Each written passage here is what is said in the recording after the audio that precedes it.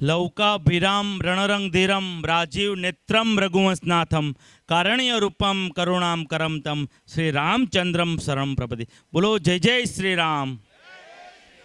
હવે ભગવાન મંદિરમાં બેસી ગયા છે અને સત્વારા પરિવાર એટલો અવાજ ન ચાલે. બે હાથ ઊંચા કરીને બોલીએ આપણે બે વાર જયકારો. જય જય શ્રી રામ, જય જય શ્રી રામ, જય જય શ્રી રામ. આપણે ભાગ્યશાળી પેઢી છીએ. આપણે રામચંદ્ર ભગવાનને આપણી આસ્થા હતી, પણ આપણી પેઢી ભાગ્યશાળી છે કે રામચંદ્ર ભગવાન આપણા દિલમાં હતા, પણ આપણે અયોધ્યામાં આપણી ઈચ્છા હતી પૂર્ણ થઈ છે. એ આપણી પેઢી છે. આપણી પૂર્વ પેઢી ઘણી ચાલી ગઈ આસ્થામાં ને આસ્થામાં, પણ આપણી પેઢી છે એટલે રામચંદ્ર ભગવાનનો જયકારો મેં બોલાવ્યો. આજે શ્રી સત્વરા જ્ઞાતિ મંડળ ટ્રસ્ટ ને એના સત્વારે 30મો સ્નેહ મિલન સમારોહમાં ઉપસ્થિત સત્વારા પરિવારના તમામ આયોજકો, વડીલો, માતાઓ, બહેનો, ભાઈઓ અને વિદ્યાર્થીઓ અહીંયા વિદ્યાર્થીઓને પ્રોત્સાહન કરી રહ્યા હતા. તે તમામ વિદ્યાર્થીઓને અભિનંદન પાઠવું છું. 10મું ને 12મું જે તમારે પર્સન્ટેજ આવ્યા છે, આ તમારી સફળતાનો પહેલો પડાવ છે, આખરી પડાવ નથી. અને એના સાક્ષી જે બન્યા છે એ માતા પિતાને પણ હું અભિનંદન પાઠવું છું. આ આપણી પહેલી સફળતા એવી છે કે સફળતા મળી જાય ને પછી આપણે એમ કે હવે જોઈ લેશું, એમ નહીં. આ આપણી પહેલી સફળતા છે, આખરી પડાવ નથી. જેમ 2000 વર્ષ પહેલાંની વાર્તા આપણે હજી પણ યાદ કરી છે, સસલા અને કાચબાની. સસલાને પોતાનું અભિમાનના સથવારે એની સ્પીડથી આગળ સૂઈ ગયો હતો, પણ વાલીઓએ તો સાક્ષી ભાવે વિદ્યાર્થીઓ પર નજર રાખી જે ગતિ કાચબાની છે એ ધ્યાનથી પોતાના બાળકોને આવનારા સમયે સતવારા સમાજનું નામ, આજે આ છોકરાએ સુરતનું નામ રોશન કર્યું છે, મને ગર્વ થાય છે.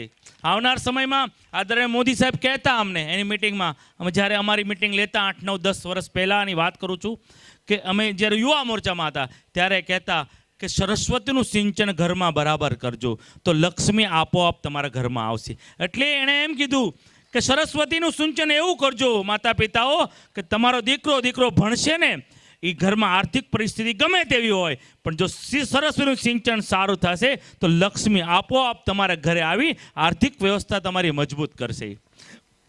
મારે 2-3 સૂચન એક કરવા છું. જ્યાં પણ સ્નેહ મિલનમાં જાઉં છું કે આયુષ્યમાન કાર્ડની વાત બધે કરું છું.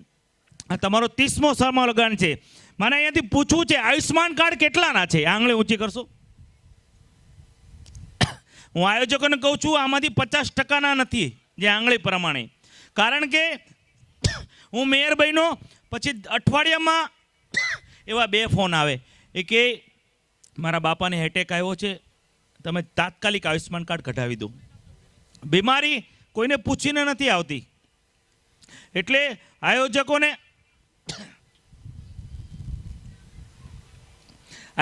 એક અપીલ કરું છું કે અત્યારે હું તમારો સૌરાષ્ટ્રનો દીકરો મેયર છે, તમારે નાનું કંઈ પણ કામ હોય તો હું બેઠો છું, પણ આયુષ્યમાન કાર્ડ તમારું 31મું સ્નેહ મિલન સમારોહ થાય, બધા જ પરિવારને આયુષ્યમાન કાર્ડ, ભલે 2 દિવસ રજા પાડવી પડે પણ આયુષ્યમાન કાર્ડ કઢાવી લેજો. કારણ કે બીમારી તમારા ઘરે 5-7 લાખનો ખર્ચો આવશે ને ત્યારે તમારા ઘરમાં જે સોનાની લગડી તમારા બા દાદાએ બચાવી હશે ને વેચવી પડશે. પણ આયુષ્યમાન કાર્ડ હશે ને તો એ સોનાની લગડી બચી જશે, આર્થિક વ્યવસ્થા ખોરવાશે નહીં. અને સુરતનો જે ઉદ્યોગપતિનું ઓપરેશન કરશે ને એ આયુષ્યમાન કાર્ડથી તમારા બાપાનું ઓપરેશન કરશે. એટલે આયુષ્યમાન કાર્ડની એક મારી વાત. બીજું, સથવારા સમાજમાં જે કોઈ વિધવા બહેનો હોય એક નિયમ કરો કે, કારણ કે અત્યારે આપણે કેવું છે, અહીંયા વડીલો છે, આપણે જમીને વિદ્યાર્થીઓને પ્રોત્સાહન આપીને છૂટા પડી જાય, પછી આપણો સંકલ્પ કંઈ નથી હોતો. એટલે આ 2-3 યોજના સરકારની છે, આપણે લાભ લઈએ. 1250નું પેન્શન મળે છે, એ બાને મળી જશે ને તો એ બેનું દીકરીને 200-500 દેવા છે ને દીકરા પાસે હાથ નહીં લાંબો પડે. એની માટે જે કંઈ તમારે ફોર્મની ડોક્યુમેન્ટ, પ્રદીપભાઈ છે અમારા કાર્યકર, એટલે આયોજકો નક્કી કરે કે આપણા પરિવારની કોઈ બહેન વિધવા થઈ હોય તો એનું વિધવા સહાયનું ફોર્મ ભરી અને એને 1250ની એનું પેન્શન ચાલુ કરાવી દેવાનું.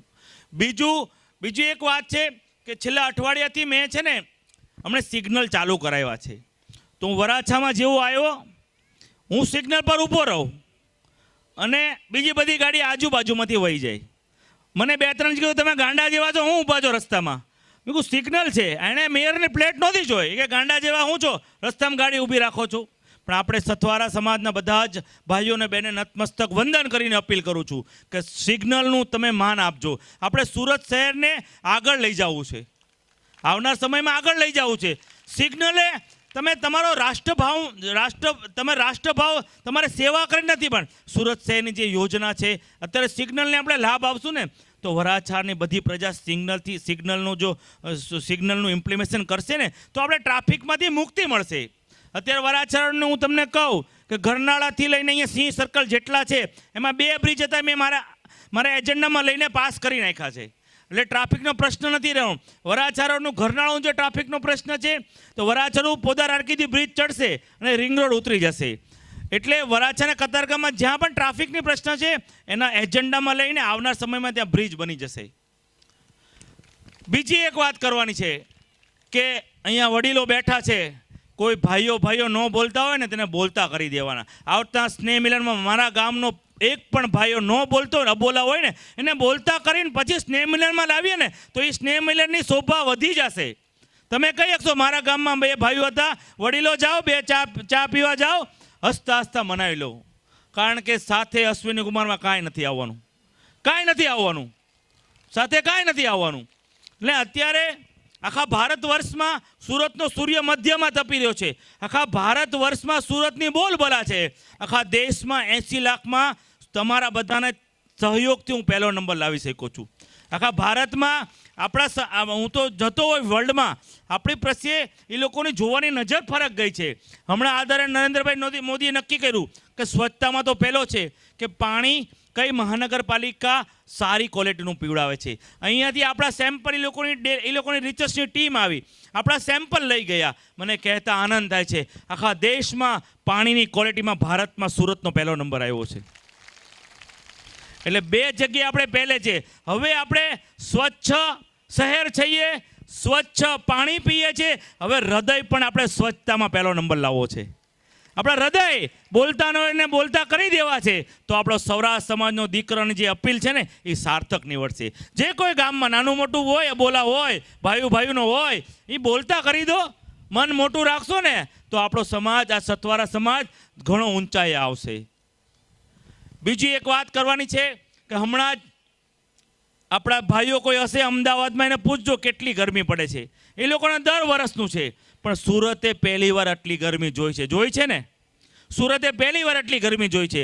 એટલે સતવારા પરિવારના તમામ ભાઈઓને બહેનોને એક અપીલ કરું છું, હમણાં 15 થી 20 દિવસ પછી બધા ગાર્ડનમાં હું ફ્રી ઓફ છોડો આપવાનો છું. એટલે પરિવાર, આપણે સુરત આ કરમભૂમિ છે, આપણા સૌરાષ્ટ્રથી માઇગ્રેટ થઈને આપણે બધા અહીંયા આવ્યા છીએ. એટલે એક આપણા પરિવારનું એક વૃક્ષ સુરતમાં મોટી કરવાની જવાબદારી આપણા પરિવાર લેવાની. ખાલી એક જ વૃક્ષ તમારી વાડીમાં રોપો, તમે રસ્તામાં ફૂટપાથ પર રોપો, જ્યાં પણ રહો, કે મારા સતવારા પરિવારના બધા પરિવારનું એક વૃક્ષ આવતા 5 વર્ષમાં થશે તો હું સુરતમાં અત્યારે 80 લાખની વસ્તી છે, 18 લાખ વૃક્ષો છે, મારે 40 લાખ વૃક્ષો લગીને લઈ જવું છે સુરત. એટલે સુરતમાં વરસાદની ચિંતા નહીં રહે, સ્વચ્છતામાં પહેલો છે, પાણીમાં પહેલો છે. બીજી એક વાત કરું કે 2006માં આપણે 6 લાખ ક્યુસેકે પાણી આવ્યું હતું, પણ હમણાં જ આદરણીય નરેન્દ્રભાઈ મોદી પાસે અમે બીજા બેરેજનું ખાતમુહૂર્ત કરાવી નાખ્યું છે. એટલે આવનાર સમયમાં ઉકાઈ ડેમમાંથી 10 લાખ ક્યુસેક પાણી આવે ને તો પણ સુરતમાં પાણી નહીં આવે. એ બેરેજનું કામ ચાલુ છે, 3-4 વર્ષથી બની જશે. બીજું, અત્યારે આપણે ફરવાનું કોઈ સ્થળ નહોતું, પણ હમણાં જ મારા કાર્યકાળમાં હું ભાગ્યશાળી છું, તમારો દીકરો, કે અત્યારે મેં ડુમ્મસ સી બીચનું ખાતમુહૂર્ત કરી નાખ્યું છે. 1 વર્ષમાં 300 કરોડના ખર્ચે ડુમ્મસ 1 વર્ષમાં બીચ ડેવલપ થઈ જશે અને બીજા 400 કરોડના ખર્ચે ટેન્ડર પાસ છે. એટલે 700 કરોડના ખર્ચે ડુમ્મસ સી બીચ પણ ડેવલપ, એટલે આપણે પર્યટનનું એક સ્થળ આપણે મળી જશે. વધારે નહીં કહેતા, અહીંયા વડીલોના આશીર્વાદ મને મળતા રહે છે અને તમારો સૌરાષ્ટ્રનો હું દીકરો છું. મારા લાયક કંઈ પણ કામ હોય તો અડધી રાતે તમારી માટે હાજર રહીશ. ઓલું હોય ને ભૂવો નાળિયેર ક્યાં નાખે, એ શહેર બાજુ જ નાખે, એના પરિવાર બાજુ. એટલે હું સૌરાષ્ટ્રનો દીકરો છું. કંઈ પણ નાનું મોટું કંઈ પણ, સુરત નહીં પણ સુરતના બહાર હજારો વિદ્યાર્થીઓ આપણે વિદેશમાં ભણી રહ્યા છે, ત્યાં પણ કંઈ તકલીફ પડી તો અમારો જે અવાજ છે ને ત્યાં પહોંચી જાય છે. કારણ કે એવી સરકાર અત્યારે દિલ્હીમાં બેઠી છે. એટલે આપણા પરિવારનો, આપણા સૌરાષ્ટ્રનો, આપણા ઇન્ડિયનોનો એટલી તાકાત અત્યારે વિશ્વમાં વધી ગઈ છે કે આપણા પરિવારનો દીકરો ત્યાં પણ ભણતો હોય, ત્યાં પણ કંઈ પ્રશ્ન હોય તો મને કહેજો. વધારે નહીં કહેતા, અહીંયા વડીલોના આશીર્વાદથી હજી પણ હું સુરતને ઊંચાઈ લઈ જવા કટિબદ્ધ છું. અસ્તુ. ભારત માતા કી જય.